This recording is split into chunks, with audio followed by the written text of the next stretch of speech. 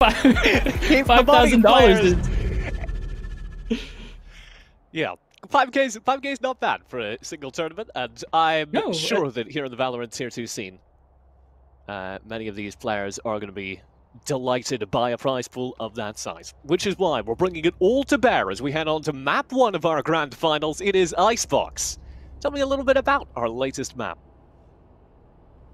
Icebox is a team that rewards crazy deathmatch players. It is very skirmishy, very angle heavy. Your ability to flick and snap to people is going to be more impactful here than on any other map in the game. Yeah, I said previously, actually, when the game came out, or the map came out, that it reminded me of a Call of Duty map.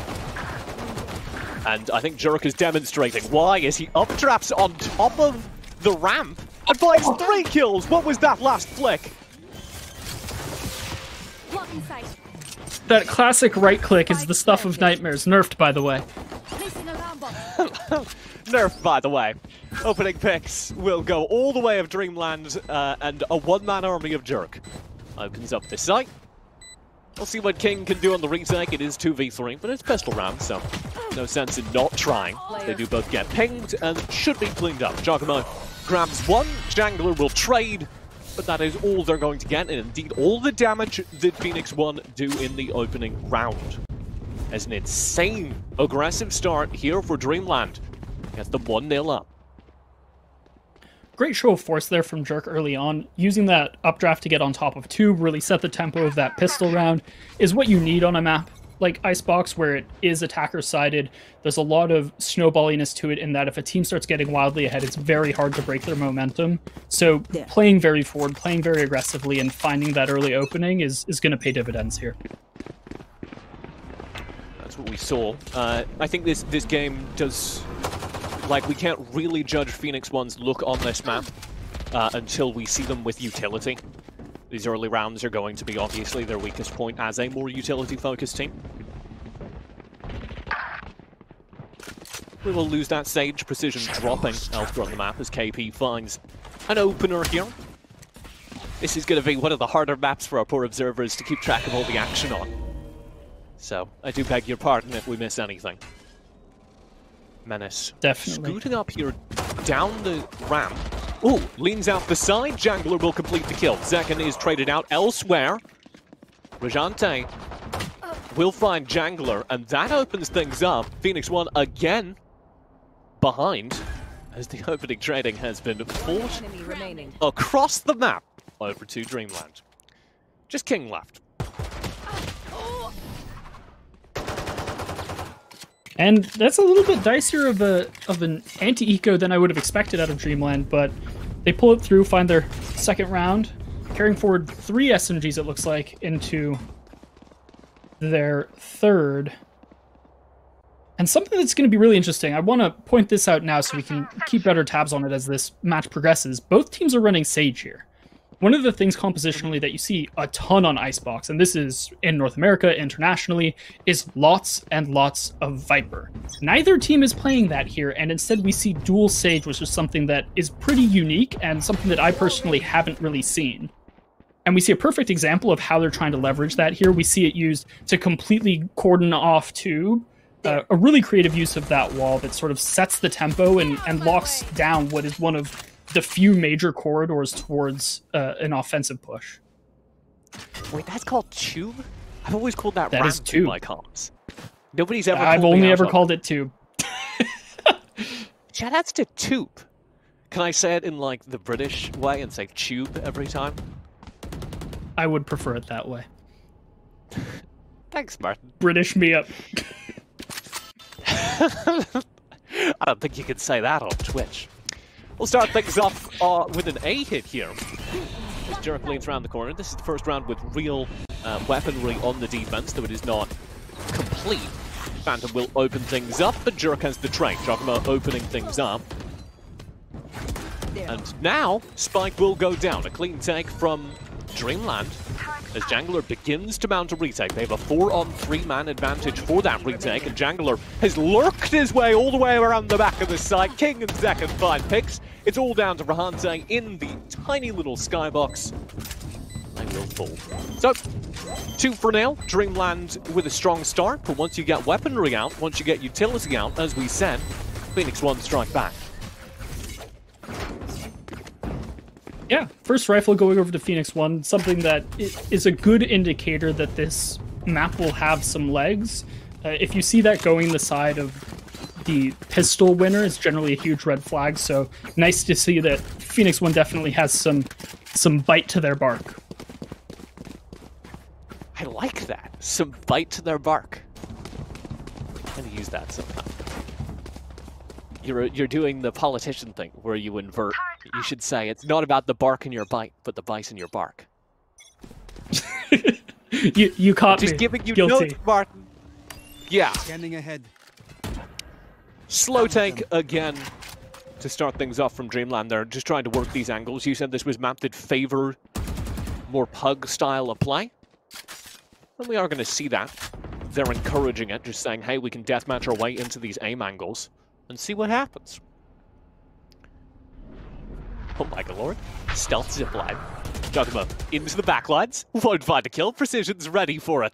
He's aware of the possibility of the stealth zipline. And Rahante's been spotted out there as well. Jangler and King will both find kills, clean up the flanks through mid. This should be DreamLand knocked down in a very clean round. This KP has a little bit of a questionable teleport, but we won't talk about that. Yeah, and we see P1 definitely starting to make a little bit of magic happen. Being on the defensive side, you definitely don't expect them to really come out of the gate swinging here, but we're getting a bit of momentum going. Obviously, in the interview that we just had, just spoke a little bit to the fact that P1 is coming into this hot. They're very clearly warmed up. They're playing on fire after such a dominant performance on Bind, so... One of our observers on one of our clients, Menace's name just doesn't exist. Have you noticed that? I just saw that, yes. I don't, and it like tripped me up during play-by-play. And now I'm never gonna not notice it. Menace may or may not be in the client. This is an eco round for DreamLand, so I'm not too worried about it. Precision is doing a nice job holding those long sight lines. Pecking up kills, Jogmo did grab themselves a rifle somewhere. Just brought it into the round. We'll find at least one with it. I feel like this is a map where these eco rounds can get a little messy just because you have these close angles across the way. Have you found that to be true in your coaching? Yeah. Absolutely. So this is a map where, to your point, those close angles make the right-click classic even scarier than it usually is. And that is something nobody likes to deal with. So, oh, of course. And so you end up in a situation where... Oh? The spike has just been sort of sitting in mid here. For what feels like eons. No. It's been sitting nearby tube. 30 seconds left. I'm delighting in my new knowledge. Yeah, not really a whole lot. You can see, kind of as you were talking about, these long-range angles are the only way to play the anti-eco. That does mean that they have to allow Jorgamo to walk up to the spike, pick it up, but that will be absolutely all that happens for DreamLand as PHOENIX1 do have a very clean anti-eco and have the lead for the first time this game. 3 rounds in a row, and the econ reset for DreamLand. Something that I want to point out there, because I know that people like to gloss over ecos a bit and treat them as a little trivial. Where the kills went, where those eco frags ended up landing, is actually a huge element to keep track of in this game, because now we're sitting on a Sage ultimate. That is what that eco means for the side of P1.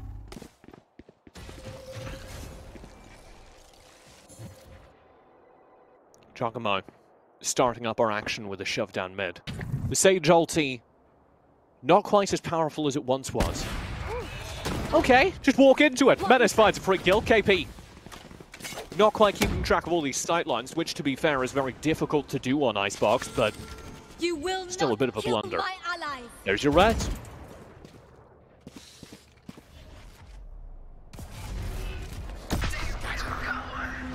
Here. Jerk will open things up again as King wanders a little bit too far forward on the defense, and that actually makes this B site, or sorry, A site viable. Rahante is on the flank, still caught out during mid, as Dirk will continue to lock down the side control. Rahante pulls back out of the initial plan and just tries to get away from the pincer that is trying to punish him right now. Cannot do so. PHOENIX1 find the roamer. And now we'll turn their attention towards the retake. Here's the Sage Res. You correctly called out as very impactful for this round. Here comes the retake in earnest. Menace, zoning everybody back, knives out. Jangler will stick the defuse. They have to spam for that. Menace finds one with the right click. Mario will drop Jangler through the Sova ulti. Hunter's Fury for 1 kill. Precision and Second are able to work it out, though, and DreamLand are unable to keep them off the spike for long. PHOENIX1 will grab their 4th round in a row and keep DreamLand locked to 2. You have to have a lot of respect for the way that P1 played that, knowing that Hunter's Fury was coming across the bow. They still force it to the half, knowing that someone's going to die for it, but then immediately plop Zekin onto it and have him stick it through that last 80 health burst, knowing that he's safe to finish the defuse. And in the meantime, we see Menace and Precision both bull rushing that opposite side of the A side to ensure that he can't be pressured. Standing ahead. Oh, I like that Sova dart. Sorry, I'm learning so much about Icebox. But I was like, that's gonna land on the crane and scared the entire site. Away. This is the set execute coming out from DreamLand, clearly. And so far, so good. It gets Dirk out onto the side, but they are read by King, who's posted a little further forward than you'd expect. We'll trade 1 for 1. Rahante gets the spike down. Hunter's Fury from Zek, back of the side, will convert. Rahante drops instantly. And now you have a 3v3 for the retake as KP strikes back. Jangler is gone. Watch Precision up above the spike as the first kill from Menace comes out. That's KP dropping. Youngmo should have coverage, but they're going to be pinged first, and second presses further forward. Mario can't make it happen, and PHOENIX1 will get their 5th round in a row. I'm starting to think this is going to be a pretty quick map. You have to think that PHOENIX1 coming off their dominant win and showing that they're sort of leaning into this more cerebral style of play. If you can take them onto this map, and they're already doing very well with a 5-2 scoreline on the disadvantaged side of the map, things might be going pretty south for DreamLand in a hurry. We're going to have to see a little bit more of an aggressive opening from them, I think. We're in a situation now where P1's econ is starting to spiral. You've got ops aplenty, you've got multiple rounds worth of insulation. They need to start forcing and getting something done, utilizing the fact that they have a jet to find openings for their Reyna and really get that Reyna into sort of her cascade. Another push for B this round. We'll see if we can make those opportunities for Jakuma. Blind thrown out. They'll for sure be checking the closer angles this time, but they're denied by the Killjoy nade. No access to sight from King. King will get traded out. KP able to punish that, but Zekin by now has rotated in, and this is a really good play from PHOENIX1 as the Killjoy nade buys enough time for Zekin to just come on in and clean up the planters twice. That's 3 kills in the round. Now Drone will clean out, vision on the side. Jangler is awfully far forward here on low HP, so this will probably has them to slow down a bit, but Jerk against the train. Precision in for Mario, Precision in for Jerk. And this is real easy. I can just keep counting. It's 6 rounds in a row for PHOENIX. P1 is coming out of the gates so fast. This is exactly the way you want to approach a final. If you can prove that you are incredibly dominant on the first map and start that snowball rolling on Icebox, pun intended. Prison rules. Sorry. Find the biggest guy, hit him as hard as possible. It's going to be an uphill battle here for DreamLand, for certain. Especially the way that their comp is set up, they're not going to have a stronger defensive side than P1 had. P1 is running that double Sentinel, they have the Sage Killjoy, and we see that DreamLand instead opted for an offensively biased comp that isn't returning on the investment.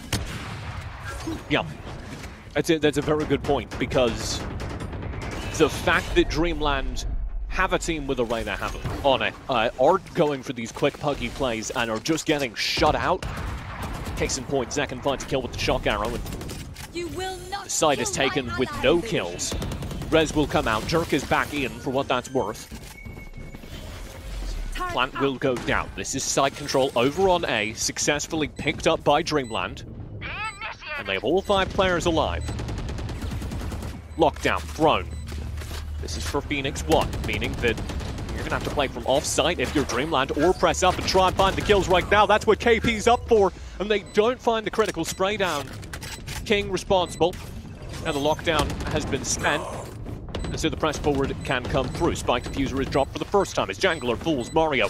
Will be traded out though by King, and you're running out of DreamLand players, but Rahante and Jagamo go huge. Precision needs to find 2, and they do. King drops a 1v2 for the round. Jagamo on the Reyna, full HP, has exactly what they need. A quad kill to get the 3rd round on the board for DreamLand and break the streak for PHOENIX1. That's the kind of play that I said they needed to start pulling out. Use the rest of their players to get Reyna into her cascade. We see that she gets multi-kill here. She's dismissing, she's consuming, she's getting into the cadence that a Reyna is looking for. That 1 kill, all right, next guy, all right, next guy. That's what they need to be doing here. If you are going to bring in that Reyna over a Sentinel, you need to be playing to that as if it's a win condition, because it is. And that is what it comes down to. Can you isolate 1v1s for the Reyna, and then can Jagamo on the Reyna win them? That round, yes to both questions.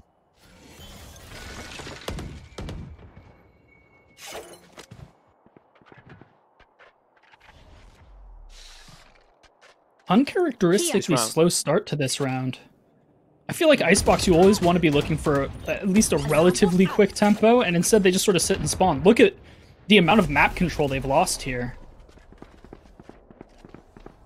Early pickup did go over to PHOENIX1, taking advantage of that slow start. It's the tube time!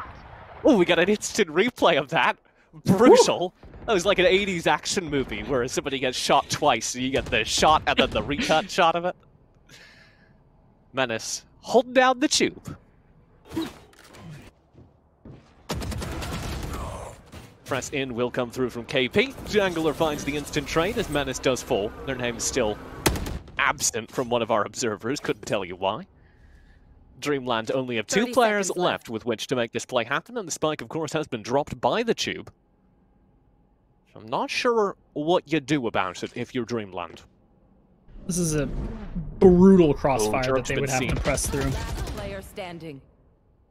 Very well played by Precision. That was really slick team play. 10 seconds left. So what's your favorite Mario game? The OG ones? Come on, man. Okay. I'm a boomer. You gotta remember. New Super Mario. No, I'm an esports boomer, man. I was playing it on the OG Game Boy. New Super Mario for the Nintendo DS was probably the first game I ever played. Just to give you the Zoomer vibes. Yeah. Thank you. Thanks, I appreciate that. I'm gonna go eat some bran flakes and some prune juice. Think about your life. Somebody has gone down my street on a terrifying motorcycle, and so I'm not sure what you just said. We're back in the game. DreamLand do have a half buy into this round. Jagamo will come around the corner and be blasted by Precision. And that looks like a very clean anti-half buy. As PHOENIX1 are just able to play the angles, keep it a little bit longer ranged. Menace goes big with the orb. Finally, Jerk finds something. Denied for 3! What is that? Jerk randomly going huge. Finds 3 kills with the Jet ulti. And now this is anyone's round.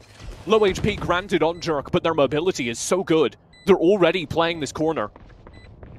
Through the lattice work on the flank, and they are not checking it in time. King barely turns for it. Now, 2v1. Spike is down. Planted here for Mario. The player with the rifle, the player with Hunter's Fury. What you want. Hunter's Fury will be popped. That gives away positioning, but also stalls out the round. Oh, they cancel it to go for the gunfight. That's so good, but it won't save it. Jangler wins the gunfight, Mario drops, King has the defuse, and it'll be 8-3.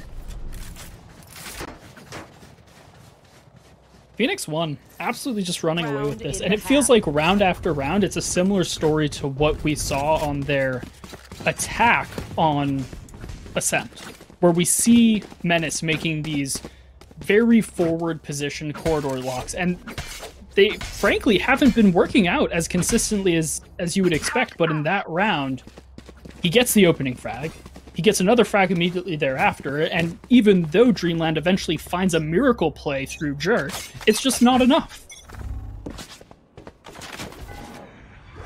Mario will go over the top here.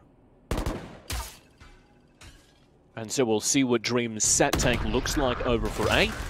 It's looked good a couple of times. Mario denying vision there, but it should be spotted. PHOENIX1 should know that there's full pressure in, and Jerk is so deep into the site. Instantly executes Menace. And this is a really good set take. It's gotten them on a couple of times. It's gotten them onto the plant a few times now. But we've never quite seen it like that. Watch out for the flank, though. King is already in the back lines. And Precision finds one as well. This is actually really messy. Precision all the way out to the site with a Killjoy locked down, keeping them up.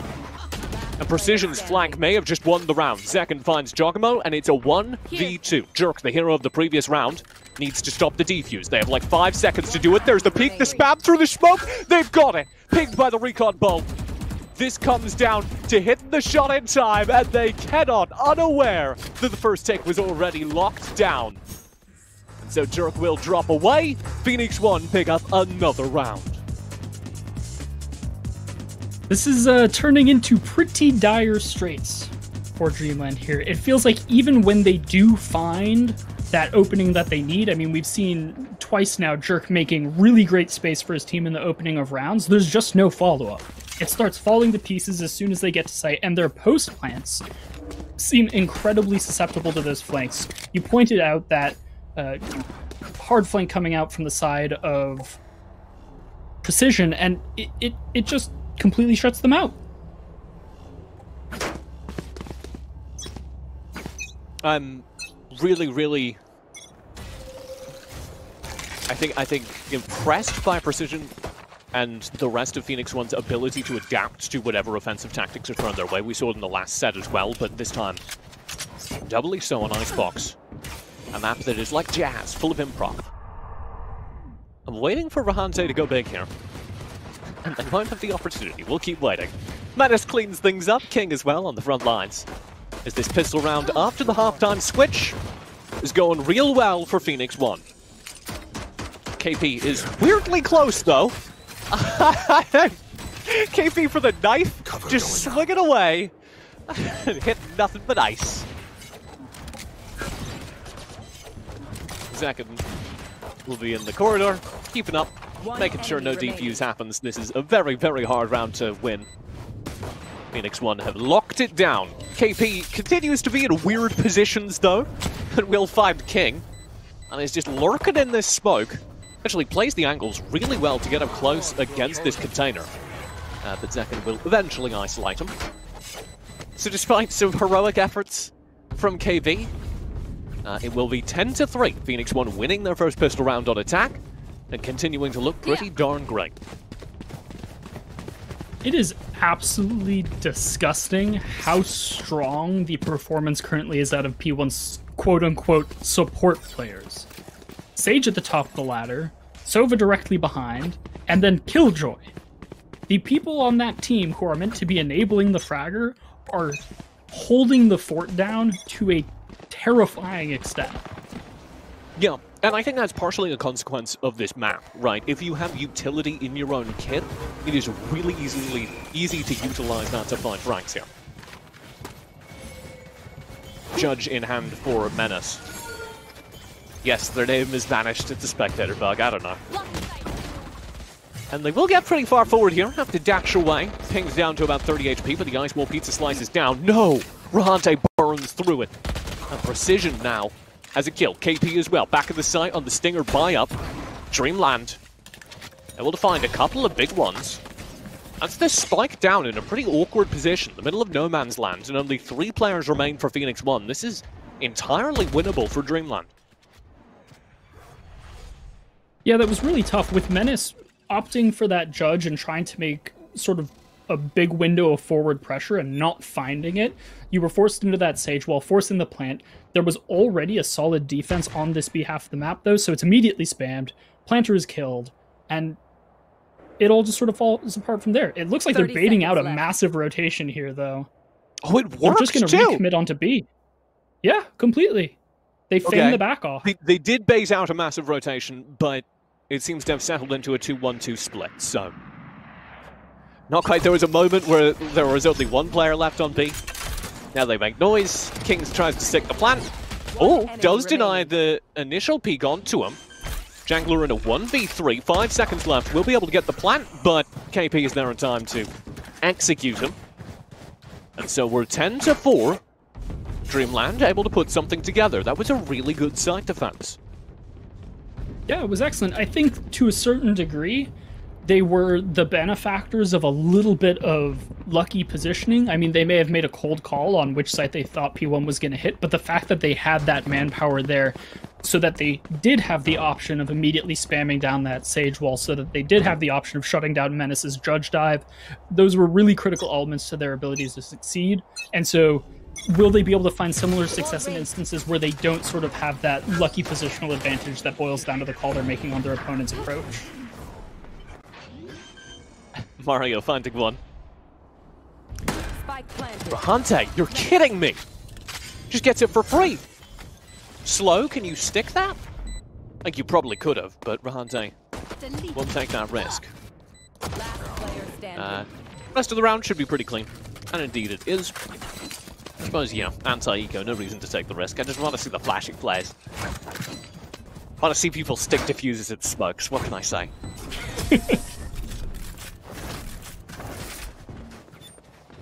Not the worst situation for P1, though. Getting that plant down, getting a little bit of econ flowing.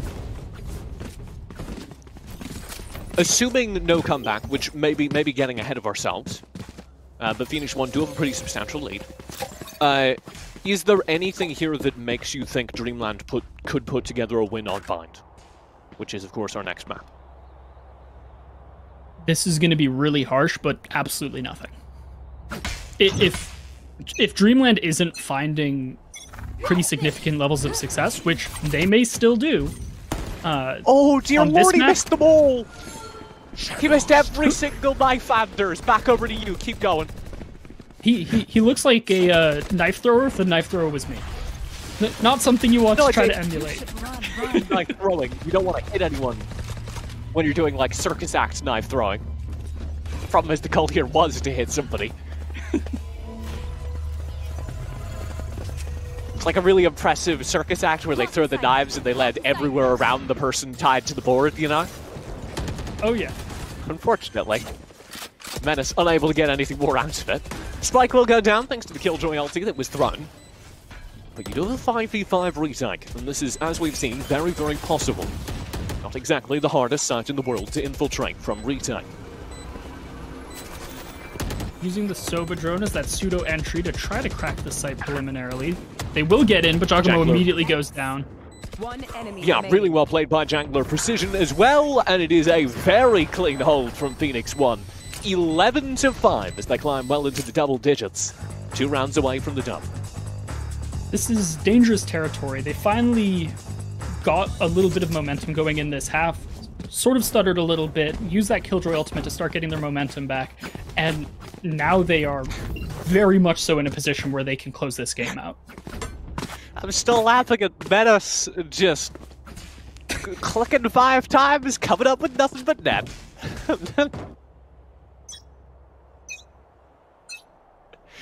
A rare mistake. It what, to be fair, has been an off map for Menace. I'll get back in the swing of things immediately, grabbing Giacomo at the start of the round. Menace, last game that we saw from him was the carry. This game, been a little more rough. Jangler with a TP right into the back of sight with an ultimate. Will open up the fragging. That's going to be a wide open for PHOENIX1 as they put together frag after frag after frag, and this should be another win in their column. Taking them to match point. standing. How do you feel about Mario burning ult there? Feels like a little bit of a waste. Spike planted. It speaks of desperation, is honestly the read that I get on that. That feels like you have more or less given up on this map if you're willing to throw such a high estimated value ability on such a last-ditch scenario. Yeah. And you can see that this jet also has ult, by the way. Didn't feel the need to spend that, because there's no way you're getting back into the round. Sit back, save the orb, so... A little bit of rough Hunter's Fury. I mean, maybe you find 2 kills and there's, you know, a miracle happens, but there's 2v5, so... Oh well. Might as well go down swinging. DreamLand are going to have to do exactly that. Jerk, with a parting kill, will survive the round. What? That was sick! And he picked up another at the end of that clip there.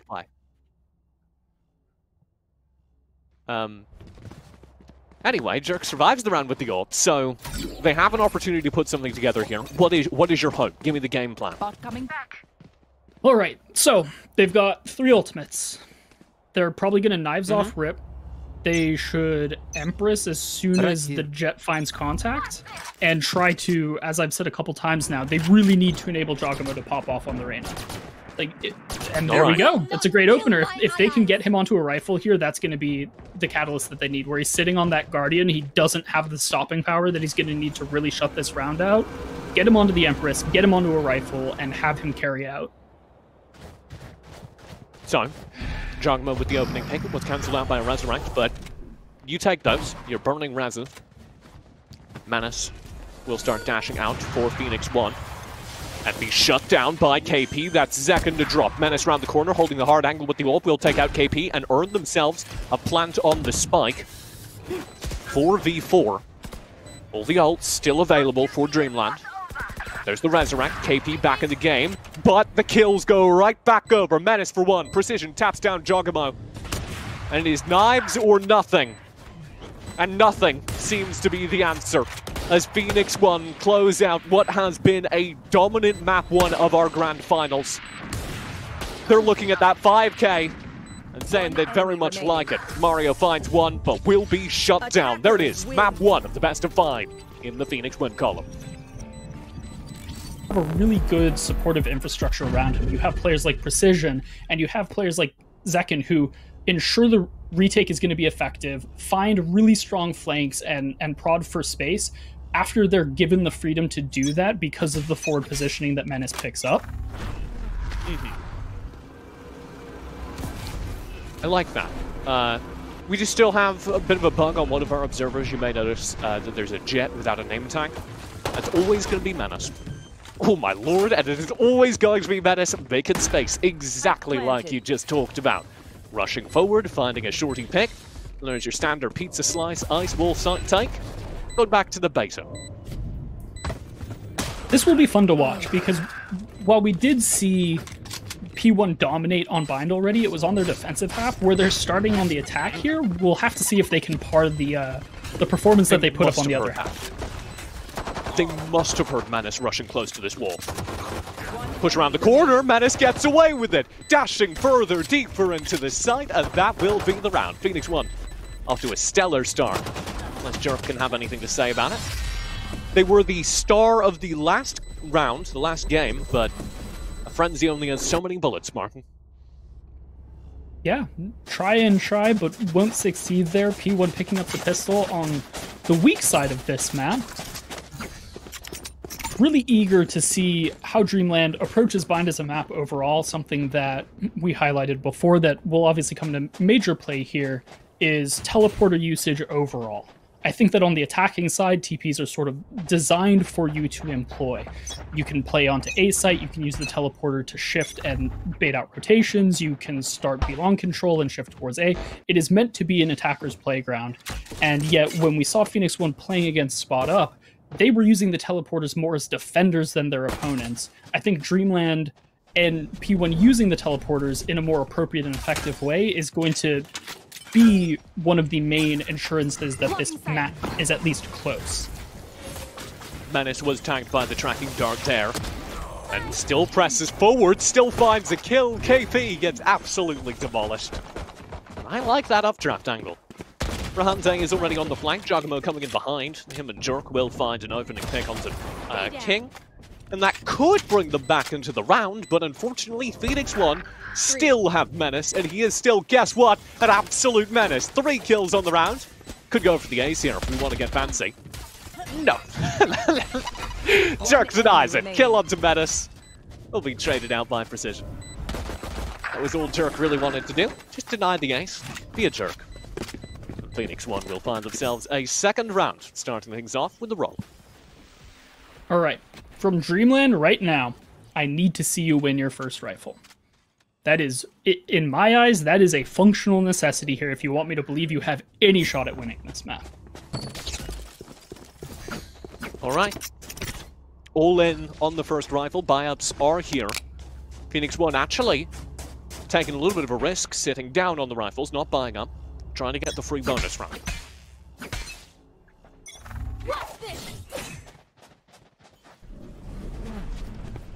Here comes Menace. Knives out. Push forward. Rushing through hookah. And there is a bit of a stack on the wrong side here for DreamLand. And as a result, it is going to be a free site take. I believe that is Giacomo lurking around the side on the raise in the back holes, making sure there isn't too much of a push, but they'll have to wait for everyone else. Giacomo will be caught out, and that is going to be it. KP and Mario will find trades back, but it's 4-on-3 for the defenders. Spike dropped in a very awkward position. Zekken has to take down KP. Mario working their way in from holes. They'll be poking round the corner.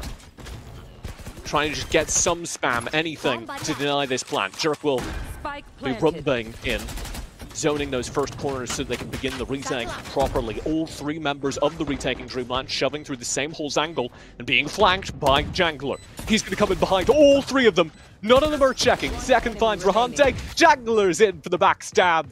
And that is the end of the round. Jerk just needs to fade away. Maybe get an exit, but nothing more is happening here. DreamLand, I warned you. You had to win this one if you wanted me to believe. They still don't manage to pull it out, and frankly, it was from an incredibly advantaged position. You have a 3v3, Spike is in a precarious at best spot, and yet you still give away the round? It just doesn't make sense. He didn't even have his gun out, Anders! He just walked around the corner, was like, gosh, free kill. Sure. Surprise, it's me. Jangler get the free win. And yeah, dropping that first gun round is brutal. I want to point out that it's particularly brutal because, again, PHOENIX1 didn't buy into that round. They sat on the half buy. So they have so much money in the bank. They'll probably rifle out here if they win it. We'll see Menace hopping onto the op that he found so much success in the last time we saw this map. And DreamLand really has to find a way to stop that ball from getting rolling, because if last time was any indicator, once it starts, there's no stopping it. There we go. Menace into the back of the site. Again, a deep dive and a free kill. Goodbye, Jerk. No charges left. And even looking for more. Looks away and, oh, perfect timing.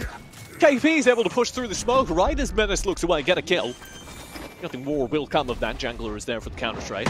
And the plant will go down. Safe to be covered from multiple angles. Very wide open flank.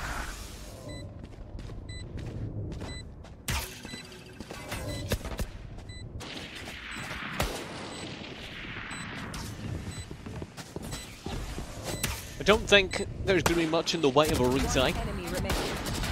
Giacomo tries to get something going, but it's a pretty clean one for PHOENIX1. Making it a 4-0 rush to start things off. Martin, it's kind of what we thought was going to happen. I'm getting flashbacks already. I know that I said this was more than likely not what we were going to see coming out, but that doesn't make it any less painful to watch. And we're getting to a situation now where, yeah, DreamLand's on the precipice of absolute doom at this point. If you look at the ult economy on the side of P1, they're 1 point off of 2 ultimates and they have the Sage Res up. So even in instances where DreamLand starts to find traction now, it's going to be a compoundingly uphill battle. Like, it's already going to be incredibly hard, but it's only going to get worse unless they continue, or unless they start to find success in some way. And right now, if we look at the way that they're playing the game, it's awkward on-site defenses that get picked apart by Menace's dive, or it's sort of this pseudo-soft containment where they aren't popping and playing counter-aggression, nor are they playing full off-site retake. There's the side tank, King. Able to find so many kills, that is ridiculous. Just walking through the cyber cage. Saying, what's up? 3 kills. Mario for the Hunter's Fury. We're able to even things up, bringing us back to a 2-on-2. No ults available for the defenders, so we're not going to be able to play off-site, just Hunter's Fury through the wall or anything. Jangler did burn their ult to peer into the site. As the retake begins, it will actually be Zekken getting pinged. Jogamo finds Jangler. They know exactly where Zekken is. This could be DreamLand's first round. Spam will force Zekken ever further back inside showers. And indeed, there's no way back into it. Zekken is a miracle worker, but in that situation where they're willing to sink a late round Aldrone into you as a solo post plant, good luck, have fun. You're never going to win that one. Yeah. DreamLand should absolutely be willing to spend a little extra cash, because that was them getting on the board, Anders. That was round number 1, win number 1, DreamLand 1-4.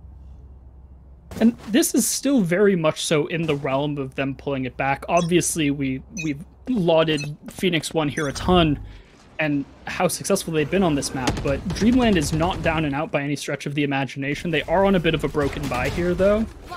And Menace opening up with that judge kill is... Our spike carrier is killed. Does get traded out. Good hold from KP. Rahante's trapwire's doing a lot of work here. Wall and res. Behind the wall, Jangler will come back up. 4v4 now. This is pretty good. I think this is the kind of round you want that res to be burned in. PHOENIX1 absolutely opting into burning the res on a close round. Trying to break the opponent's economy. On the other hand, DreamLand probably okay with it as well, because it's not given a player advantage. This is still very winnable for them in a 4v4.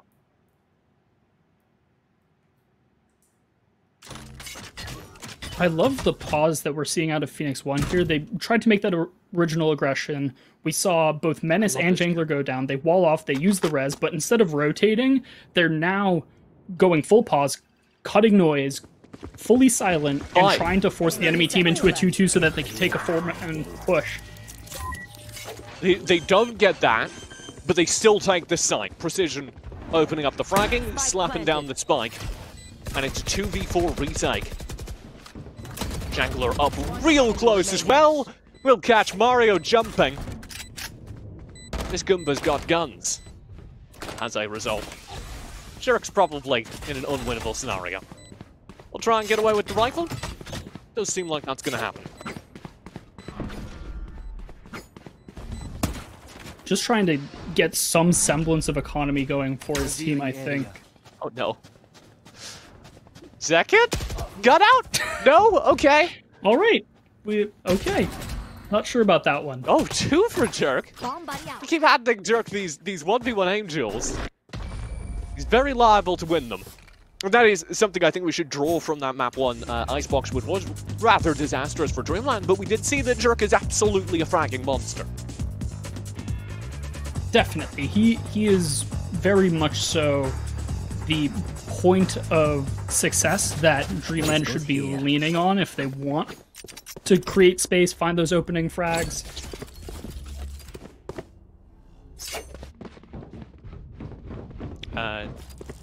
We'll have to see if DreamLand can make that happen. I'm hesitant to call anything too tactical about this round because it is like shotguns and stingers.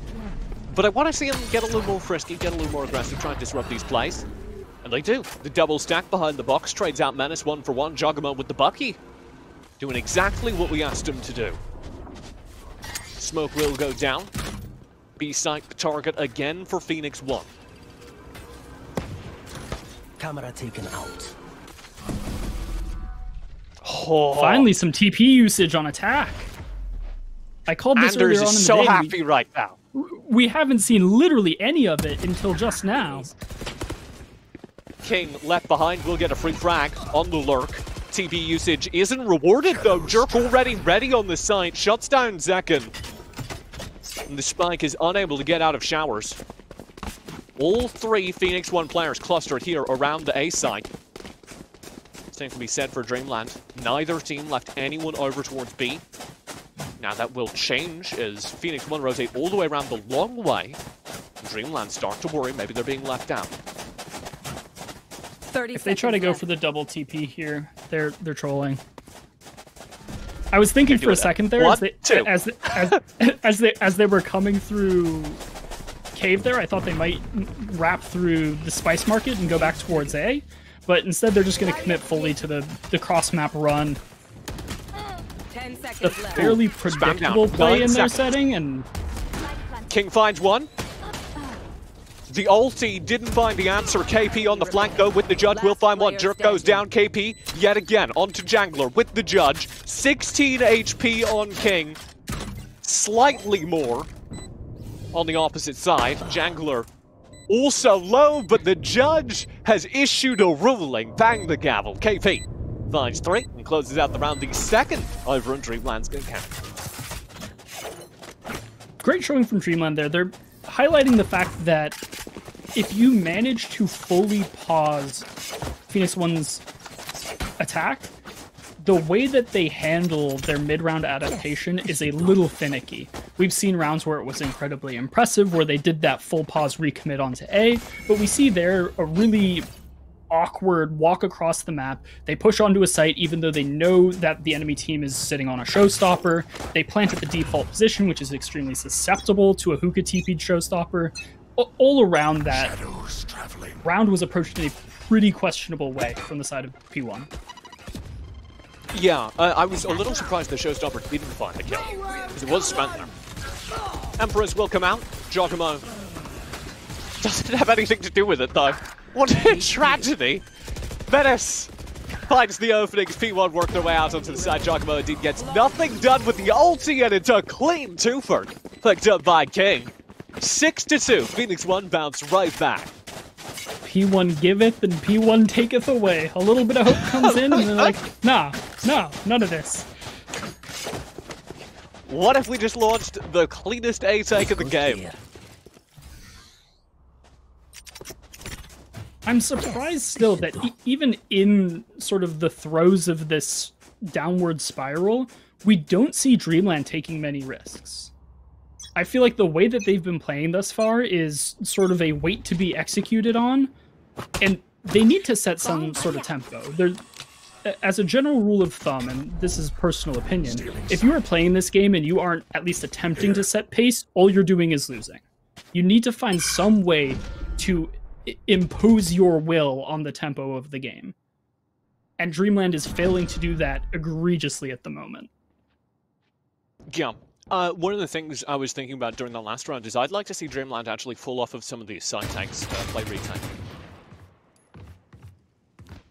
Because PHOENIX1 are expending so much utility on the side tanks that you can kind of punish that by just drifting away once the utility's invested. Go for the 5-man retake. Yeah, absolutely, and they have great utility for retakes as well. They have the Raze instead of the Jet. They have the Reyna as a pseudo-initiator with her others oriented flash. I have bad news, Anders. Okay, so the plan was exactly what we talked about, but the retake walks right into King, who finds 3 consecutive kills, just playing that anchor. Zekken also shoves forward into holes, grabs Mario, and it is just Jerk who did quite a sick little kill with the Sheriff, but probably we'll just be looking for exits here. Oh, here's him. Man's got ears and a trigger finger. Jangler drops. Jerk will be looking for this TP, just a chance to stay alive. I'll have to pay closer attention to it in the coming round, but the fact that we have Jerk as what feels like a consistently last alive at this point I want to keep a very close tab on the way that he is positioning and the way that he is pushing. Because as a Raze, you should basically never be the last person alive on your team. Positionally, I don't think there's a universe where it makes sense where, yes, my 4 teammates have died, and I'm just chilling. Because you should be one of the frontline people, unless you're sitting in an op, which he hasn't been. So why are we in a scenario where Jerk is multiple times now trying to 1vx Flash? I think one of the most frustrating things is that Jerk is always in that 1vx, and I'm gonna blame that on the teammates, right? Jerk isn't doing anything particularly, like, basic. It's just his teammates are playing a little too aggro. Menace will shove in, start this fight with an excellent kill on the KP. Nowhere to go, though, so makes the good call of jumping through the TP, playing the time. There is a Cypher mate still over on that B side. And so Hunting will grab one of their first kills of the game and also get to burn the Cypher ulti. No more charges left. Spotting all of P1. Guess what? Still over here at A. That doesn't help him out, though. Jerk goes down real fast. 2 quick kills to King, who is popping off this map. Just walks out under the side, Counter-Strike style, and hits some entries.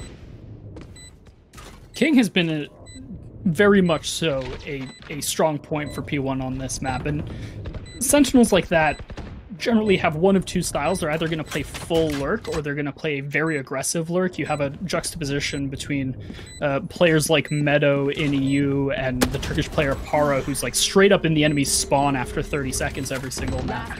And it seems like King is more towards the latter, where he's playing so aggressively in so many of these rounds and it's working for him. Yeah, certainly is. 8-2, PHOENIX1 in the lead. I do want to call out exactly what we were talking about. If you are in a moment where you get that Cypher ulti, you get the neural theft, you see where PHOENIX1 are, and you're like, okay, there are 3 players, we know they've just been neural thefted, so they're going to push. We only have 2 players to receive. I think it is very sensible for the DreamLand players to not stick those holds, but to back off, wait for the reset, move your player advantage onto the A side, and we didn't see that. And I'm going to call that out because they went for the game tools and lost. This round, definitely, we'll go PHOENIX1 all the way. This KP lands some shots, but that's the only thing on a kind of broken economy there for DreamLand there. Not going to be able to make it happen, and so failing anything. Toss it over to you, Anders. Yeah, I think you make a really good point, and that's that what appears to be a chronic issue with the way that DreamLand is approaching their defense is they seem incapable of not fighting for sight. Just leave. You have a team composition that's phenomenal for denying plants, phenomenal for retaking, and yet you are consistently losing 1, 2, or 3 on sight. Sorry, continue. There were just some Menace things happening on my screen. Where Menace is already up 2-8, he's like, I might as well go for the Twitter clips, man. Let's just send her. That wasn't a Twitter clip. That was... Oh dear. That's really backfired. That was like a Tumblr clip. We're putting that up on LiveJournal. Last round. As usual, opened up by Menace here. The extent to which Menace makes space with his team, not only just in a general divey jet style, but the fact that he's specifically using econ. Just what is this? What are you doing, Menace? For all of the great plays that he makes, that is some questionable nonsense. You know, look. I'm a little bit of a League of Legends caster. In League, we have a term for that. It's called ego check. You're just checking to see whether or not your ego is ahead of your capabilities. You're running the tests. Sometimes the tests come up positive. You gotta work with that.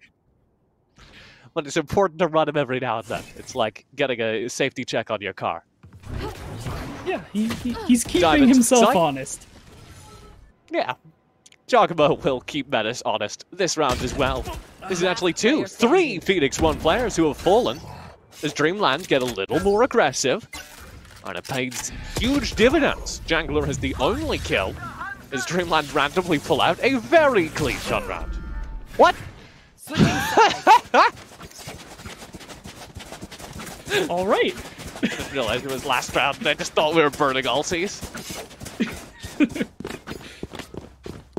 All right. What does DreamLand do now to climb this 3-9 deficit? That is really the question. They have the tools to make it happen, but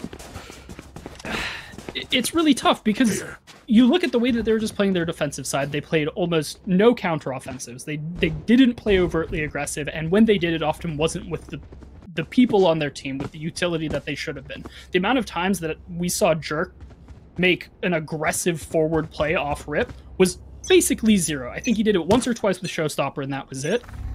Now they have to find that mode on their offense without exception. They literally have to find a way to allow Jerk to create these early openings with aggressive play, and if they don't, they're dead on arrival.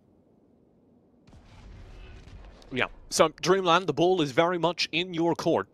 This is a best of 5, so I guess they can afford to drop another map. If they do, well, regardless, actually, map 3 will be split. Which is their pick. So maybe they got something in the tank. You have to hope so.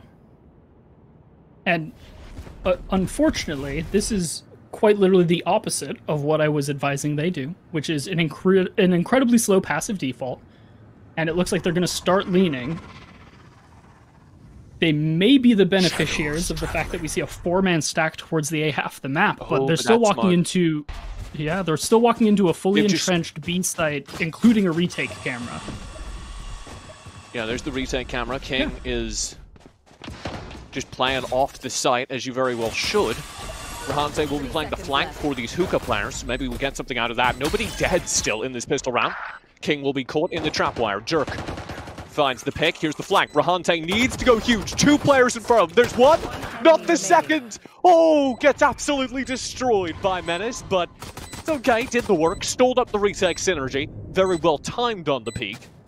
And that means that Menace has a 1v3 to work with. Area.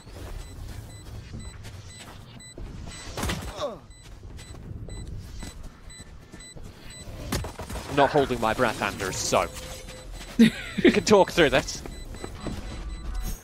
Yeah, it's really nice to see DreamLand find another gear there. They obviously played that first part of the round really, really passively.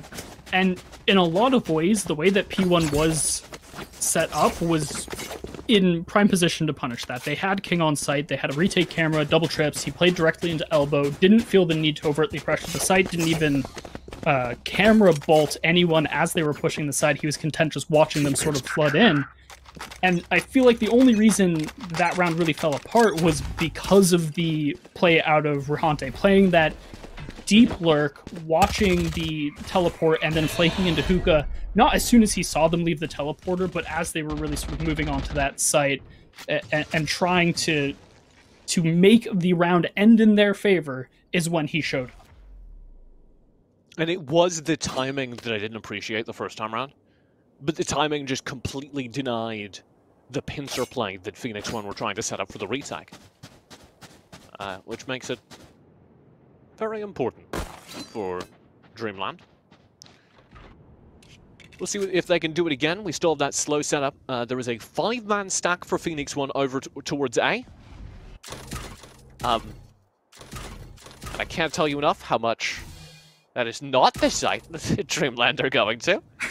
They are 0% going to that site. It's compelling because DreamLand literally ran back this exact same play last round. And P1 was gamble stacked on A. Obviously, they ended up losing because of that. But now we see a flat-out gamble stack, which, to their credit, is what you should be doing here on this eco. You're not going to win it if you don't just gamble stack a site or you don't play some crazy aggression. So I think that they had the right idea, lost the coin flip. Silence. Yep. Shock dart. Sometimes you bet on black and it doesn't turn out good. One enemy remaining. Mario around the corner. You know, some people in the UK say Mario.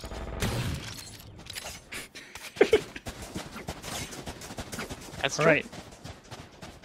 This will be... And it's like an ongoing... Whenever somebody is like, I love playing the Mario games, I feel a little bit of revulsion. A little Anyway, part of continue. you dies every time. I think that this will be a very good barometer for how the rest of this map is going to pan out. If P1 takes this rifle in a convincing fashion, I think that they might very well just snowball out of control and finish this in short order. I think DreamLand needs to find economic damage here. Yeah. Jogamo. We'll be playing some Minecraft, busting down the wall. They get in, and can access anything on the map. Dream again playing this slow default. And now that PHOENIX1 have rifles, that can be punished. PHOENIX1 have utility and rifles and are going to start to set up aggressive vision, take control of the rest of the map. Something that's really perplexing to me is the fact that we see this really measured, sort of passive defaulty play out of DreamLand, but it feels like it's largely without purpose. They're not playing for orb control. They're just kind of statically holding angles and insulating themselves against aggressive pops, and then moseying over to the site that they decide to finish on. I would love to see that if they are going to seemingly settle on this approach, that they need to at least start forcing some sort of ult econ or getting a larger reward for the way that they're playing. I don't know how Rahante made it to site. Don't think it matters much, and indeed it doesn't. But it just got led onto the side somehow. Yeah, I want to nail down on that, because we talk a lot about defaults, and a lot of good teams play through a default, but when you play through a default, the purpose is to poke at all portions of the map simultaneously, and then work out what you're going to do from the information you gather. And this was the most defensive default from DreamLand. They weren't creating any opportunities, they weren't pushing into any of the angles, which just let PHOENIX1 do exactly the opposite and start setting up these ambushes, so that by the time DreamLand are like, we want to go B, they're walking into stacked setups. Yeah, you definitely have to glean something from your defaults. They can't be a default for the sake of defaulting. We've said default too many times. Doesn't sound like a real word anymore. Guess what DreamLand are doing, though? They're defaulting for the sake of defaulting. No A orb, no B orb. We're just going to chill in A short and hope that it pans out for us. Call this the vibe. That's what I do as well. Anyway, side take will happen. Second, we'll find the trade. Jogamo does go down on entry. But KP is really up here, so maybe we'll see a plant or something. Cover going out. I don't think they feel safe enough to tap anything, and indeed they'll TP out. Here. That was a great use of a minute of our time.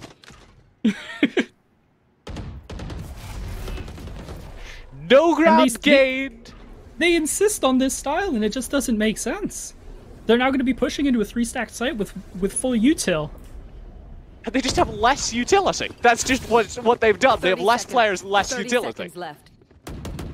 KP will bait the plant, see what reaction they can provoke. Rahante actually cleans out some of the players in U-Hole. This is workable, I don't know why, as Jangler has his back turned. We'll grab Rahante, but does get poked down. Spike is planted, KP on the site, and Mario with the shock arrows inside of U-Hole. They both come up big, and I don't know. Enters immediately after an entire round of us complaining about the inefficiency of DreamLand's playstyle. They just do it anyway and find the frags. And Precision is left in a 1-on-3, for which I am not hopeful. They'll lurk their way into lamps, find one. That's Mario down. Second actually found. That got dangerous, but Jurek has the cleanup, and there's a round on the board for DreamLand. I don't want that round to serve as any sort of evidence that the way that DreamLand played that round was strong. The fact that they hit... It may have worked, but it shouldn't have. Exactly. The fact that they hit shots that they shouldn't have is not an excuse for that being an effective way to approach this round. They have to have more to their attack. They can't just sit A short for 40 seconds and expect that to work. I have a counterpoint, Anders. They can! They just did, apparently. But how long will it work? I guess that's the question we need to be asking ourselves. Well, Psych, this round, DreamLand are just vibing towards the B side, and it's actually a little bit of a faster hit. KP already out on the site, and the trading's gone positive, 3 for 2. One enemy remaining. Their ult theft will land. This is King really far up in hookah, and that was much more what we saw during the pistol round. A fast take with Rahante and a couple other players lurking to punish PHOENIX1's retake. Yeah, very much so. It was much more of like a dual-paced setup where you had sort of an intermediate tempoed exec, and you have those late lurks, Rahante lurking through Spice Market, coming up to counter the A to B teleports, and really shutting out any hookah-based retake that might sort of come to a front. All my retakes are hookah-based. 7 to 10. That is DreamLand. Gotta have something to take the edge off. It's DreamLand, which is good positioning, to be clear. It's DreamLand to bring us a little bit closer. 7 to 10. And Rahante starts off the round with precision drop. Jerk cleans out the aggression. This is actually looking quite good. DreamLand now up 2 frags. And starting to push ever further forward. They do have a player that they need to dig out inside of showers. So we can pay attention to that. KP will be sticking the plant. King shut down inside of Lamp Room. I believe that was Zekken lurking inside the showers. Doesn't seem like anything's come of it either way. And as a result, DreamLand get themselves all the way up to 8. It's within 2 rounds now. They're definitely making their case here, clawing it back. I think that something that P1 is now falling victim to a little bit is the fact that we do see that really passive defaulty style from DreamLand, and now P1's kind of running into it. We saw, I mean, that was an eco, so we shouldn't read tons into it, but we saw Menace pushing in a typical way with that forward aggression that we've pointed out from him time and time again, but it seemed borderline clumsy. It was a very aggressive push onto A stairs, and then he's just completely shut out by 2 people that were holding that passive default. There has to be more structure and more of a concerted effort and target to that sort of aggression. Nowhere to run. There needs to be more than just a shove from... Oh dear, King trading out. Mario with the Hunter's Fury at the back of the site. Sorry, Zekken with the Hunter's Fury at the back, Mario with the Hunter's Fury on entry. And it's just lasers all the way. But the spike will go down at the end of it, a positive trade for DreamLand. You can even see Rahante getting a little bit spicy here, lurking further forward than they have in previous rounds, and it is all upon Menace, who is at the back of those holes with an orb. And this actually looks like a really quick take. Yeah, I really like this setup. Probably one of my favorite rounds from them thus far, at least in relativity to the way that they've been playing it prior, because from DreamLand, they're showing... Yes, for DreamLand, certainly. Because there's a very binary style to the way that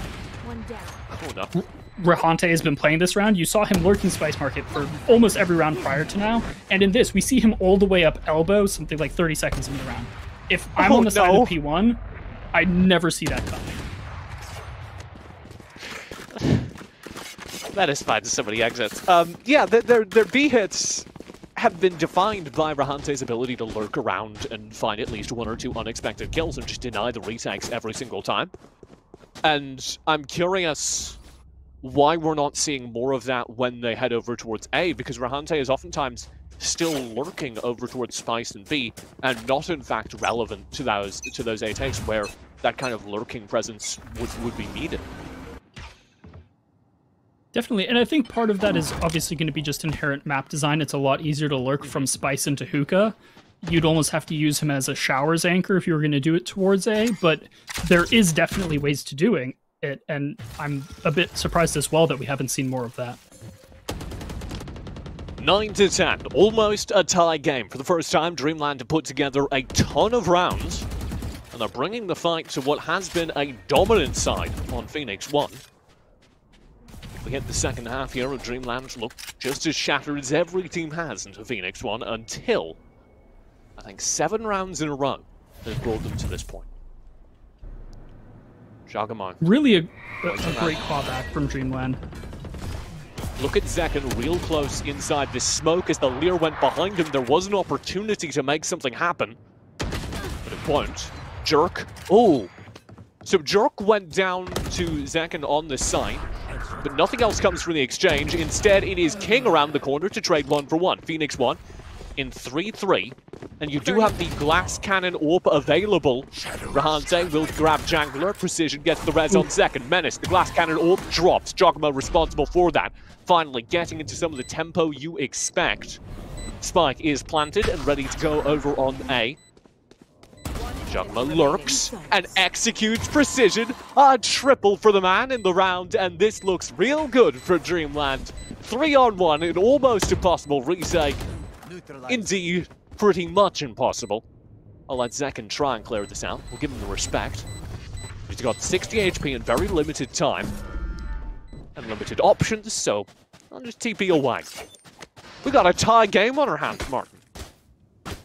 Yeah, DreamLand definitely proving me wrong that their style was inherently ill-suited to this. I think there has been a fair amount of tempo uptick, and yeah, definitely. They sped up quite a bit, but I think it was off the back of a little bit of an economic re-entry to the game that was based off of their slow default. They punished that early aggression from Menace in large part due to that slow default, and that gave them the rifles and the money in order to sort of make this greater surge. Maybe they just weren't leaning into that aggression due to a lack of money, and they didn't want to risk economic disaster on it.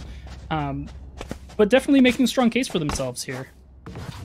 Yeah, and as we kind of brushed upon, this second half has turned into a dream for DreamLand. 10-all. Our tied game scoreline here on map number 2. PHOENIX1, of course, took Icebox in dominant fashion. Regardless of who wins this, it is a best of 5. We'll go to map 3, split. Jerk opens up, 1-1 trade with Menace. Menace clinged out as well after grabbing Rahante, but Jerk goes down to Precision, who comes in as the third man in a hookah stack that pays huge dividends for PHOENIX1, ending in a positive trade, particularly as KP falls. That was aggression from King, pushing behind the flankers into Spice Market. And that was pretty huge, because he picked up Spike. If you know that you have a Cypher Lurk that's that deep towards the attacker spawn, towards the A side of the site, you can get pretty firm information that they're going to have to double back towards B. They're not going to opt into playing a side of the map that they know there's a deep lurk on, and they're risking basically creating a flank opportunity against themselves with. So they're going to double back towards B here, where P1 is setting up a 3-stack that's going to hard deny any sort of execute. Jogma on the aggression. Menace finds Mario. Jogma will get Menace, but that is all that happens. Precision with the denial through the metal box gives PHOENIX1 their first round in a while when they need it, climbing into the double digits properly. 11-10, now the lead. P1 finding their footing again, and now we've got Menace back onto an op. He pulled that hero op, obviously 2 rounds back. Didn't go exactly as planned. We see him here with just the op and light armor. Really needs to find something, and he's going to be picking up a trademark aggressive line here. Already basically up all of A short into that carpet corner.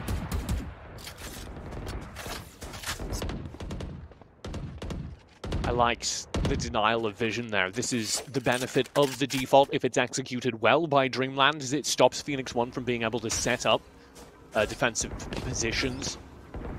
However, PHOENIX1, for now, are being able to push down B long. And if this is unpunished, it's disastrous. I think they have a beat on it, though. Here's Rahante. Oh, doesn't read the positioning. Precision finds a kill. KP will not have the backstab. A spike down. And that spike rolled off. Precision just going to set it up. Hold there. Jerk having to walk through a slow. Precision single-handedly wins the round off the aggression. And PHOENIX1 are going to be going to match point. Precision literally just won that round by himself. Like, straight up won that round by himself. Finds an incredibly deep position, immediately kills one, kills another with Spike with an insane flick, walls it off, allows time for Zekken to push down B long, get another posting, and the round's just done. It's over. It's finished. 30 seconds left. Go next. Juggerman will speed it up, diving into Menace, and like we talked about, 12 to 10, match point on map number 2. Over to Phoenix. This is, I must reiterate, a best of 5. It does not determine this series. We will be going to split regardless of the result here. However, it's got to be crushing for DreamLand to be this close.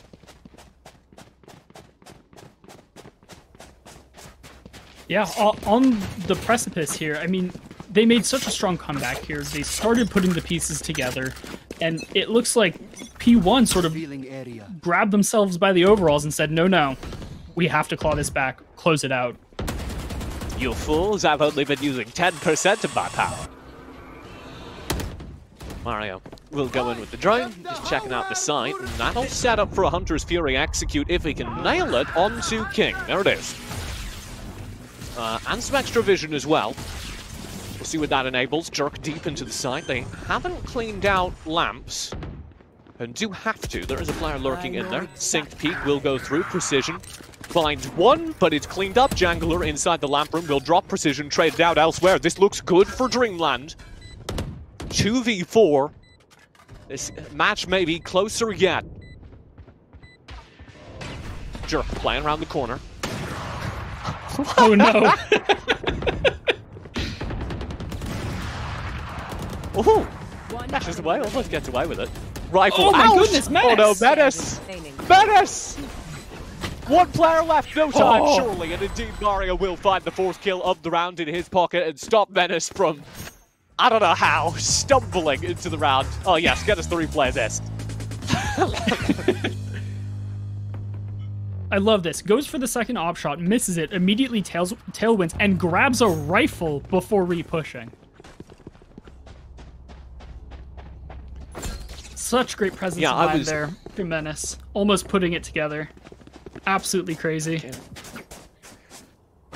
28 kills for Menace this game. We kind of criticized him for being a little quiet on Icebox. Maybe it's just dodging Icebox games. It's so like you know how it is. Jerk will shut him down right at the start of this round. So maybe actually the problem was we were praising him a bit too much. Caster Curse comes through. It's the dive with the showstopper. Jerk trying to get themselves into OT, and there it is. Precision will drop 4v3. Sorry, 5v3 left in this all-important round. Zekken will grab KP. Zekken grabs Rahante as well. Lurkin Hookah pays huge dividends. PHOENIX1 bring it to the 3v3. Zekken's still there as well, and they have nobody to backstab to dig Zekken out. Watch King on the flank coming up long right now. Spike still not planted. Finally, it will be going down. But King lands the flank, gets the neural theft as well. This is going to enable the jump in. Jerk finds his 3rd on the round, dropping King. So it's a 2v2. But they have a pincer set up for this side. Juggermo will drop. Jangler for the kill. It is all on Jerk. An ace to win the round on 38 HP. Playing from the gardens. Does have coverage on the bomb. Will spam through the wall. Double peek being lined up. And there it is. Zekken for the kill. And PHOENIX1 for their 2nd map win. 12, now 13 to 11. Defenders win. That was the round of this match that I am to have to happen here. It is really right into this. We have already lost a player. KP will be slapping down the spike as it does look like PHOENIX1 have managed to hold the defense strong. Precision and Jangler still on this site, and they will be able to grab Mario, leaving it just a 1v3 for the ringside. KP falls, and how was that, Martin? We came in halfway through the round, and I picked up my bearings just fine. I love your ability to pick it up on the fly. PHOENIX1 coming out of the gate swinging, and despite the fact that we see DreamLand finding some traction, getting that spike down, just isn't going to get there. Quick reminder to folks, as you might be able to see on the map, we are playing on the latest changed version of Split. We have those minor alterations, the change in plant zone on B, the double stacking front sight B, a number of corners and tight cubbies being removed from the map. So it'll be quite exciting to see how these tier 2 teams have adapted to that in, frankly, what is a time frame of almost nothing. Yeah. Not really any time to make firm adaptations, but also it's not clear what kind of adaptations need to be made. I expect this will help the attackers a little bit because there are less angles to clear. But haven't had a lot of playtime myself. Earthquakes will come through. And here is the shove over towards A. PHOENIX1 on the defensive course. Giacomo will drop. But King finds the trade with Jerk down. That's a Starfragger down for both sides. And still one player. That would have been King lurking on the side as King falls. Now the take is almost complete. The spike will go down. It's 3 for 3 on the retake. Phoenix for the push. Oh, through screens. An excellently timed Earthquake. Grabs Menace a kill onto Giacomo. Mario will try and hold back on the side. Rahante falls. Menace for 3 on the round. Whipping out the Frenzy Martin to dab down the final kill. It'll be 2-0. PHOENIX1 in the lead. Was that important? That was an excellent retake from the side of P1. They're put into a really disadvantaged state where they are playing hard head count as soon as the retake starts, but they get in, they trade 1 for 1, and then when it comes to that final 2v1, despite the fact that one of them is playing weapon disadvantaged, we see that coordinated swing from both Menace and Jangler. Menace going up with the updraft over that onside double stack, completely drags the crosshair of the defending player far away from it needs to. Jangler swings, and he's as good as dead.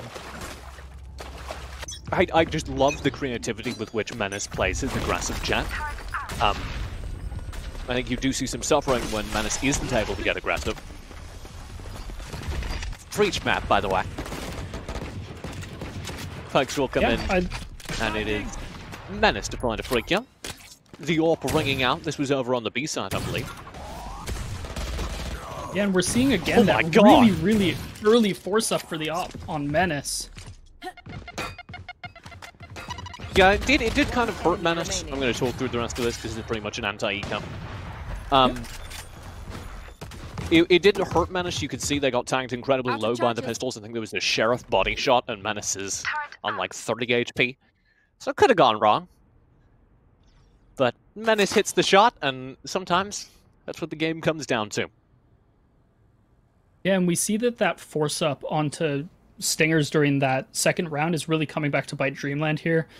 If they come out of this and it is a flawless from the side of P1, they're going to be on quite a struggle. What? On the attacking side of... Martin! That is the sickest Sheriff skin I have ever seen. When did they add that?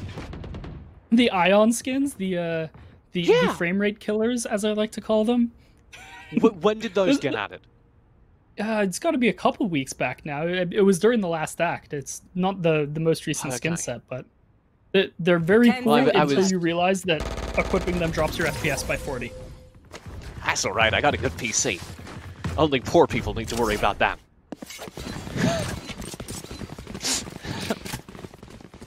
Martin's not quite sure he can endorse my classism, so we'll move right on. 3-0! PHOENIX1! Starting things off at exactly the pace they have set throughout this tournament. You said you thought this would be very skewed towards them, and we have started that way, but it is worth noting, of course, this is the first rifle round. Let's crack them open. Yeah, it is the first rifle round, but it also isn't. We saw that force up round 2, so what this really is an op plus a bonus from the side of P1. They're still on their SMGs that they've had since the second round in some cases. So DreamLand really can't afford to drop this. This is one of those situations where you've got to start taking off some weapons. Nades will go forward as this mid push is kind of stalled out for DreamLand. This is what you hate to see in a mid push. They do have control, they can go everywhere. But at the same time, they don't quite have the sync up yet. They're going to be trying to time it for this B split. Here we go. Up ramp, through mailroom. Giacomo in the lead, precision turning the corner. Blast pack will do damage, but Giacomo hits the shot anyway, whilst being knocked by the blast pack. Zekken finds the trade. Here's the push out of sight. Jangler holds his fire, grabs Mario, turns to grab KP, but the side is cleaned up nonetheless. 2v2, but it's a full retake for PHOENIX1 as DreamLand have the side. And a full retake with one of your players having the op no less and having their location broadcasted. Last player standing. Oh, he's coming down with knives. King finds one with the knives. It will be the second over to Menace. That's going to be 4-0. PHOENIX1 forced to stretch for it, but they pick it up nonetheless. And I feel like it's fairly common knowledge at this point just how defender-sided split is, but coming out 0-4 at the beginning, even on attacker's side, is going to be a bit of a death knell. We see that Menace is very comfortable with his op. After this round, he's going to be able to buy back up into it even if he dies, and his entire team is looking extremely strong economically, whereas when we look at the side of DreamLand, they're forcing up onto Stingers here, and will look to try to make some magic happen to those, but you can't think it looks good. PHOENIX1, I think we saw a demonstration of what we theorized during the last map, where we said that maybe DreamLand don't feel comfortable playing aggressive. What is this? Okay, the kill. I thought we had overlapping Killjoy ultimates, so I was trying to work out how that had happened. We just got a little bit of a replay. Desync on the observers. Precision will open things up with the fragging. Jerk has the answer. Zekken holding around the corner with the nade. Now Jerk pops the showstopper on entry. Can't find anyone to spend it on, though. And there's nobody this way either. So the showstopper just lights up a corner, adds some decoration as Menace will peek out. Ooh, get fragged, dropped low. But finds the shot! Menace! What was that? Spike will go down. Giacomo at the back of the site does find the trade. Knives out, grab Menace. And it is just Giacomo. 1v2. Killjoy, second ult of the round, will be dropped. It's time for the defenders. Giacomo opts to go aggressive, gets one, but that will be all. Menace with that hero shot through the smoke in heaven What was honestly No, you don't it was deserve absurd, and it's honestly what opened up this round for his team to close it out. If they were dealing with sort of a two-part site defense where they still had that player on site and they theoretically could have and should have lost heaven control to that player pushing Menace, the two players that were remaining on the defender's side, who were both stuck dojo, are going to have a hell of a time trying to retake that site. What on earth was that flick? He's like mostly blind, his screen is just particle effects. And Menace is just like, I hit these. Sticks the angle, by the way. Could have fell back, had the mobility to get out of there once the smokes were down. Chose not to. And Menace will open up this round with a sick frag again. Diving around the corner. Ooh, and a second. What is this man? How is he tournament legal? I don't know what DreamLand was looking to accomplish with that. I'm going to be flat and blunt with it. So you push up with one player, they're immediately shut down by an early angle hold by the op. You then breach flash with no follow-up for capitalization, and the breach dies too. They did find some entries over here towards tower. Swarm grenade out. As Zekken gets one back, it's 2v3 on the attack. And the spike is up there in the heaven area, so it's not really ideal. Placing alarm bot. Riante did get closer. You have the one-way smoke set up. Riante will actually push through that. Look at how far back PHOENIX1 are playing.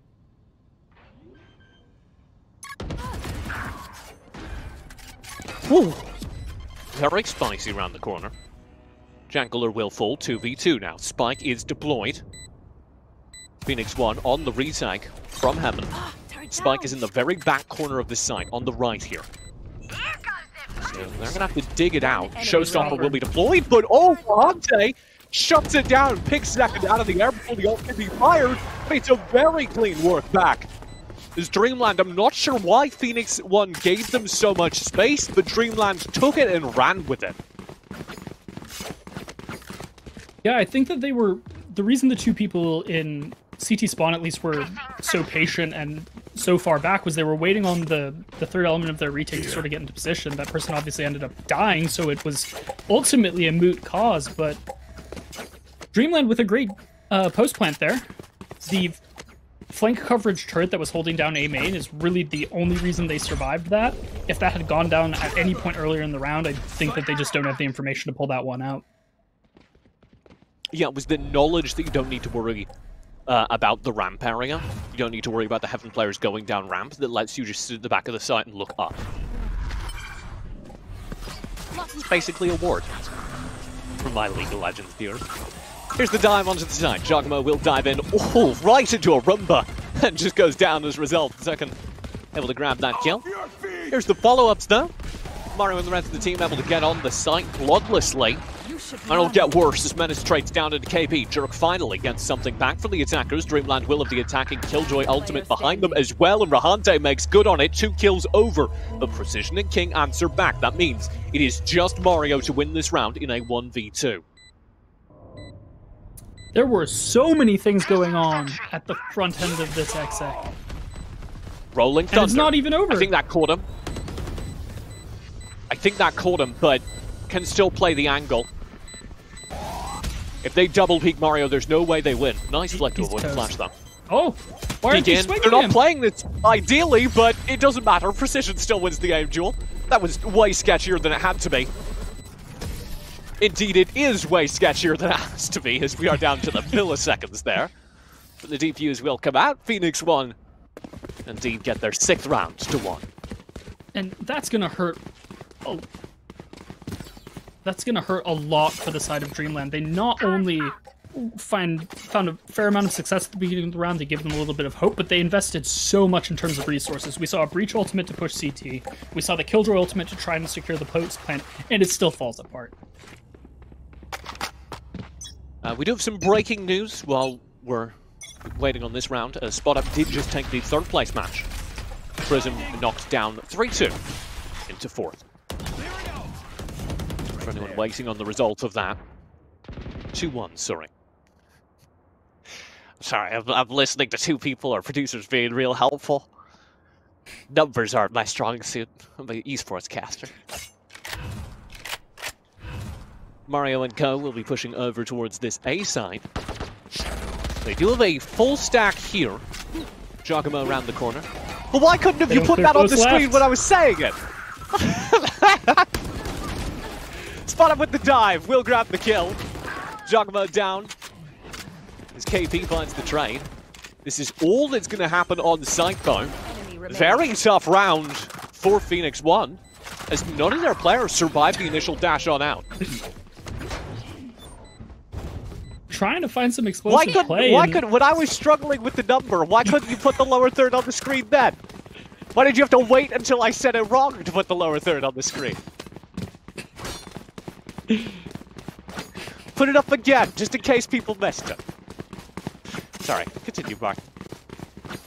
Oh man, what a round for DreamLand. I'm at a loss for words now. That Spot Up took 3rd. Congratulations.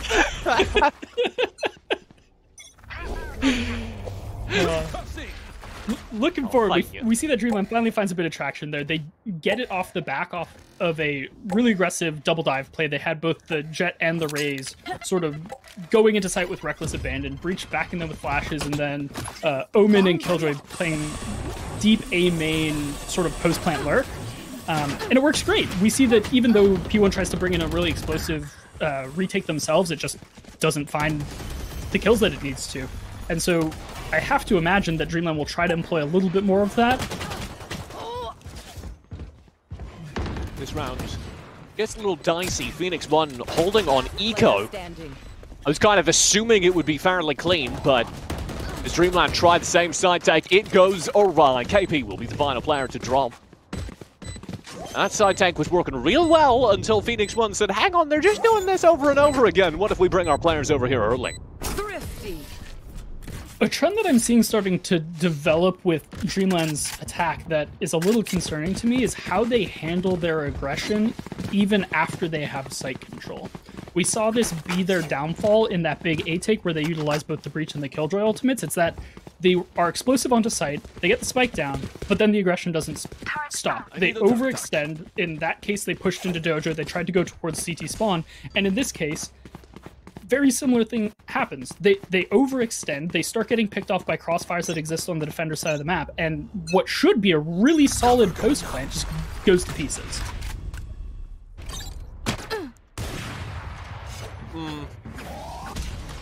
Alright, Menace. Menace wins the aim duel. It's real rough out there, but the turret gets a shot on him. As a result, DreamLand are down both a turret and a player as they push towards this A side.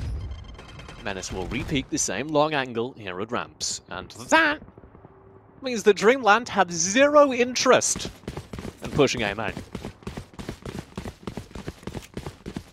You know that you're in an uncomfortable position as an attacker side team when you see an op and a single person on A site, and that's enough to catalyze you full rotating. Cover going out. Right there. It's the realization that engaging into that alt player will result in you just losing, and that only comes out when you have 0% confidence in the aim duels. Oh, 2 overlapping Killjoy ultimates. Showstopper from Jerk trying to find a target. There's nobody left on site, of course, because of the Killjoy ultimates. Left. Nobody gets caught, I believe, in either Killjoy. KP will push forward, find the trade out. This puts us on even standing, but KP goes for more precision, will drop. King finds the answers, round the flank. Giacomo needs to clean them up. King on the very corner here with 11 HP is in a 1v2 for the round. The spike will be planted. That means now's the time to peek. They've missed the window unless they can punish this. Oh, but KP knows. KP says, why take any risks? Times it perfectly. A triple kill on the round, and DreamLand have 3. King caught looking the complete different direction. He had a solid half, 3/4 second window where KP's just staring at him with an ammo cartridge in his hand and still manages to find the kill. And really, we didn't catch it at the moment, but it was absolutely the turning point of that round was the Heaven Lurk from Giacomo. Giacomo plays sort of towards mailroom as the side of PHOENIX1 starts pushing out, getting their cloud control for their retake, and Giacomo just comes around the corner, kills 2. What? He gets 2!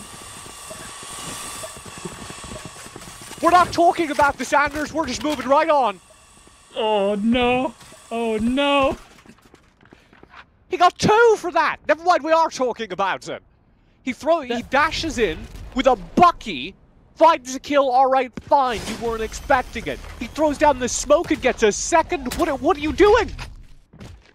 So that play is quite literally a direct copy-paste out of the playbook of Absolute Jupiter from Japan. They use it with a breach fault line down B main, and then they just have a YOLO dive. Giacomo is just saying, it's just a you're going to make round. fancy jet plays, I'm going to par you. Yeah. Yeah. Giacomo pulls out the knives, finds 2 picks. We'll keep shoving forward here. 7-3 in the scorelines, though, of course. DreamLand would like something back while they can still get it. Zekken playing the retake and beginning to suspect there's a jet nearby. We'll have an opportunity to work their way onto site. Knows the positioning of that breach now. Blast jump across the close angle. Jerk finds the kill onto King, and KP's there as well as Jerk cleans things up. That will be all 4 in the win column. Now for Dream. Round in the half. DreamLand isn't looking too shabby here. A 7-5 half on a split attack is not something I don't think any team would be overtly upset about. Where we're looking at a full mirror in terms of composition, if I was them, I would be inclined to be happy with that 7-5. Now our producers are getting real frisky with the lower third. They've realized they have the technology. It is a fun tournament, in fact. DreamLand, on the other hand, have lost a couple different rounds this tournament. It's currently their last opportunity.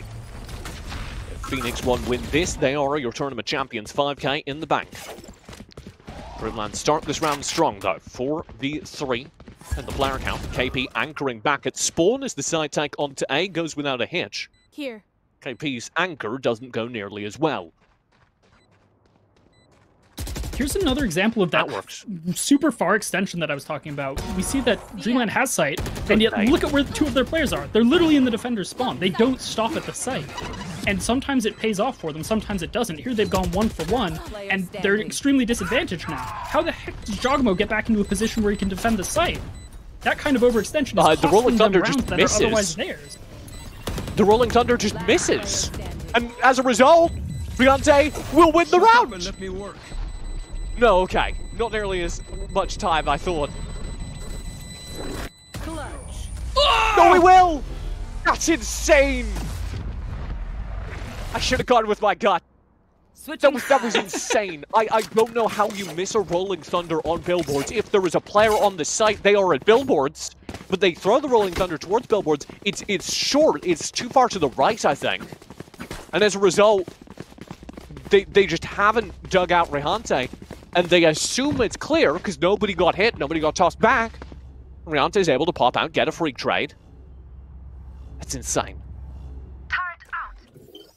I think that as soon as that Rolling Thunder didn't just throw some poor soul out from behind billboard into the back of site, they say, okay, Rahante's playing full retake from A main.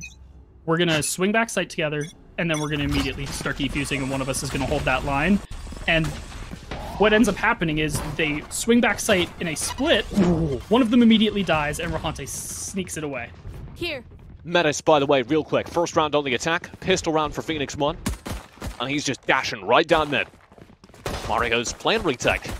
Ooh, does find a nice little tap, but will be knocked down by King immediately afterwards. King grabbing Mario, now beginning to work their way back out of the site. They have a flanker in mid. They have a whole team ready to go. Jangler was that flanker, and Jangler will need to be pushed down. Now, 4v4, and again, 1 HP on Menace. There's the push for the retake. Turret out, very well timed. King needs to back away. They know where King is. They won't expect this close range raise, though. And Zekin finds the kill onto Giacomo. Oh, Zekin for 2. King finds another. Jerk, the close range raise, gets burst down. And I do not believe it. Precision barely pulling out the play in a stack of players. A scrum of pistolers. PHOENIX1 get 8-5 on the board. This is very interesting to me. We saw a situation where DreamLand was put at a natural disadvantage on their attacker's side. They threw the pistol and then sort of careened a little bit before regaining control. We see the opposite happening here with PHOENIX1. Right out of the gate on their attack, they are taking control. And PHOENIX1, again, have had a massive advantage whenever DreamLand are knocked off of rifles, historically. How does he get that? I don't know. That didn't seem legit to me, but sometimes the bullet's gotta go somewhere. They should be over and done with it. It's an anti-eco. Just classics on the other side. Talk to me about Menace. What is there to say about Menace at this point that hasn't already been said by the plays that he's making? The judge dives, the shorty pistol rounds. I mean, there is no limit to the type of aggression that he is willing to pull out. Sometimes it backfires. We've seen it actually cost them pretty significant rounds across a couple different maps now, but I feel like overwhelmingly it ends as we just saw it did. Oh, this is the set take. Check this out. There's a lineup that's going to go near it's a heaven screens, clear. I believe. Heaven?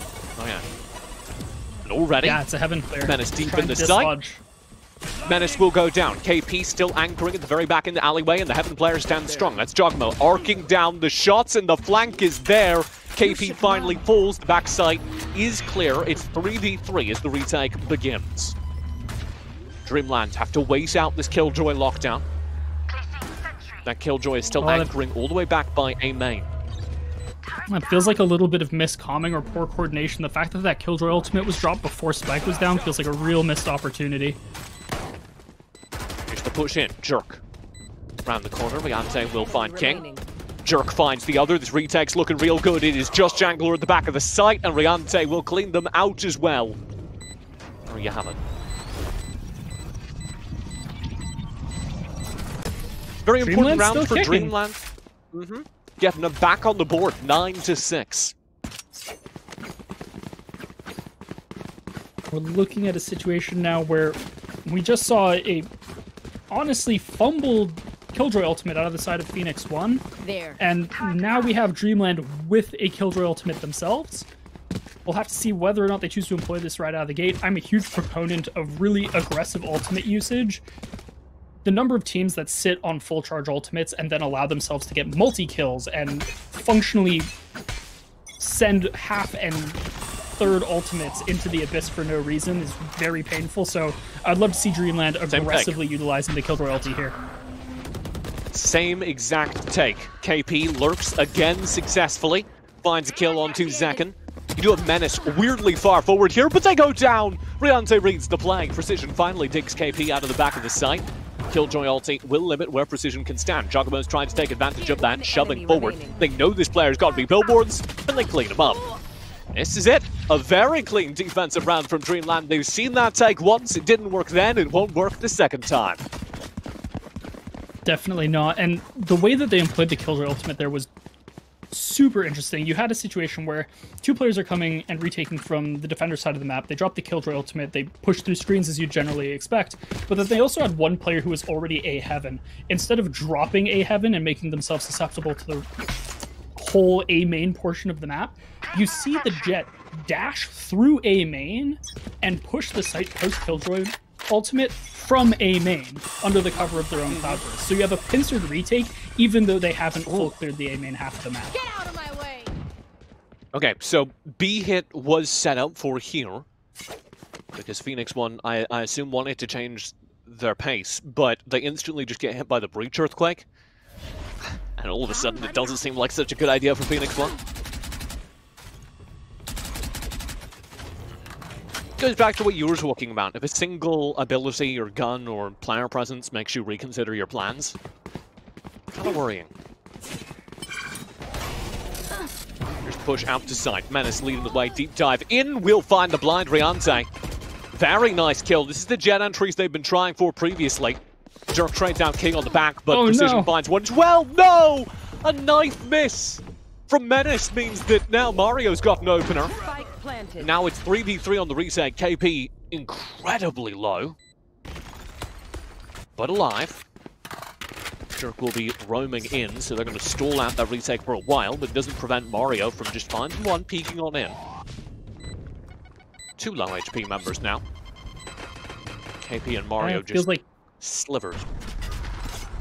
half of DreamLand's team right now would die to a stiff breeze. Oh, there's the player that wouldn't jump again with the showstopper, and Jerk finds the kill. Jerk for two. Jangler and Precision both fall, and DreamLand yet again on the defense in the second half, putting round after round on the board and bringing it within what? That was a very interesting nuanced point. They just donated the ultimate charge from that defuse onto the Omen. So you have to expect that they're immediately going to use that Omen ulti here. I think that generally speaking, Ray's ultimate is always going to be a higher estimated value, a higher EV ultimate. The fact that you're choosing Omens over that means that there is a play that you have that uses it that you want to bring into the situation you are currently in. So look to Mario here, look for that Omen ult. All right. Off your feet!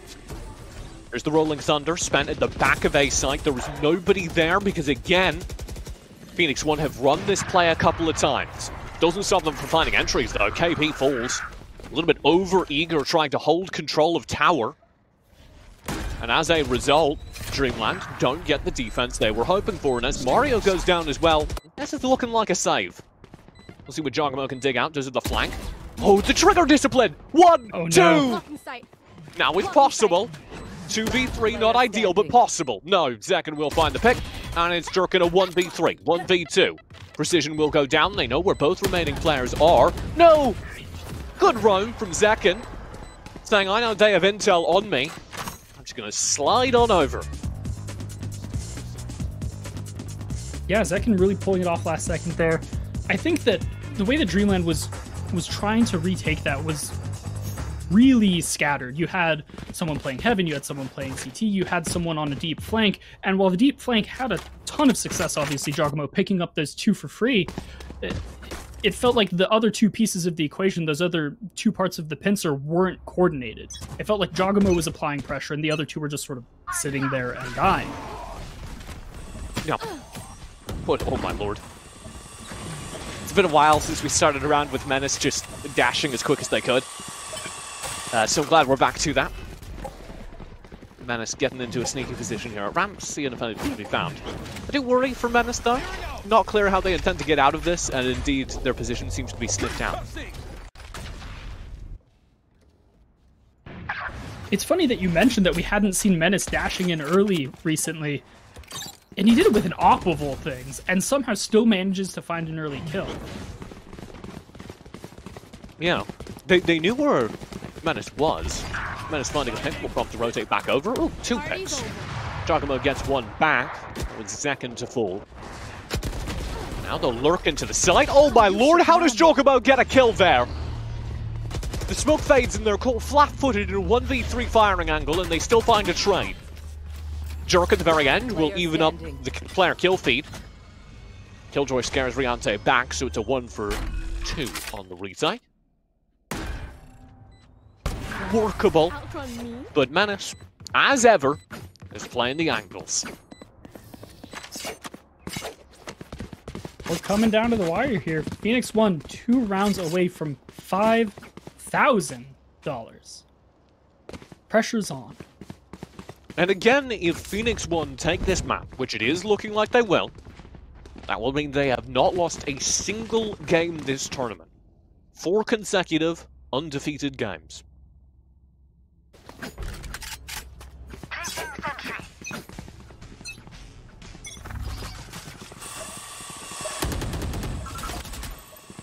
We'll start this one off with a Roomba convention.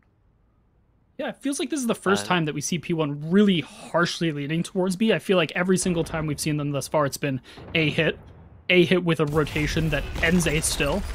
So, interested to see how they crack their way onto this site.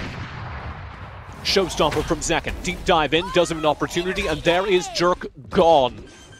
The opener they needed as the plant comes through. Aftershock will scare back. The traditional plant position, but is planted wide, more by the longs. At the back of the site. And Menace has an opener as well. Looking for match point is PHOENIX1. Looking like they're going to match point is PHOENIX1. Mario with the Sheriff will find 1 kill, and that is the only thing that DreamLand have got in this round, as it is indeed 12-8 tournament point in the hands of PHOENIX1 as they look to grab themselves the lion's share of the $10,000 prize pool here in the Super League Arena. You have to start asking yourself, if I'm in DreamLand's position here, what in the world am I doing? How do I claw this back? We're sitting on a Killjoy ultimate. We're 1 point off of a Raze ultimate. We need to either play for orb pressure or a quick exec utilizing our KJ ulti in the post plant and try to cascade off of that to force OT. Dash forward, Menace leading the way. DreamLand have called this play. They're rotating in, they pop the Killjoy ulti to slow things down, and Menace goes down as Giacomo. Here's the footsteps, plays into the AWP angle well. And this prompts a rotate. PHOENIX1 realize they're not getting in, send back over towards B, where they lose quite a bit of HP. The Kings got the kill. Now they got the whole map to play with. They're going to prompt an over-rotate actually from DreamLand. What is this? They completely over-rotate. Everyone leaves the A site. And PHOENIX1 just walk on.